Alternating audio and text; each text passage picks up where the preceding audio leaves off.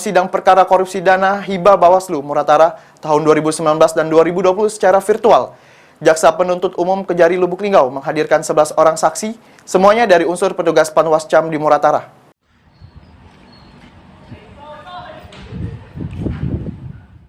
Sidang dugaan kasus korupsi dana hibah Bawaslu Muratara tahun 2019 dan 2020 senilai 9,2 miliar rupiah yang mengakibatkan kerugian negara senilai 2,5 miliar kembali digelar secara virtual.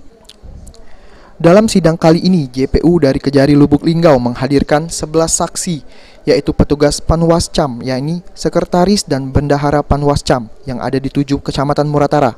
Para petugas Panwascam ini dimintai keterangannya sebagai saksi terkait kerugian negara dana hibah Bawaslu. Dari Panwascam yang ada di kecamatan yang ada di Muratara. Panwascam itu bendahara atau komisioner Panwascam? Ya, jadi ada dari sekretariatnya, ada dari bendaharanya. Ada berapa saksi? Sekretariat ya. Panwascam. 11 itu ya. Ada berapa saksi? 11. Dalam kasus ini, Kejaksaan Negeri Lubuk Linggau telah menetapkan 5 tersangka, yakni 3 komisioner Bawaslu dan 2 orang bendahara dan staf Bawaslu Muratara. Tri Hajaria, PAL TV.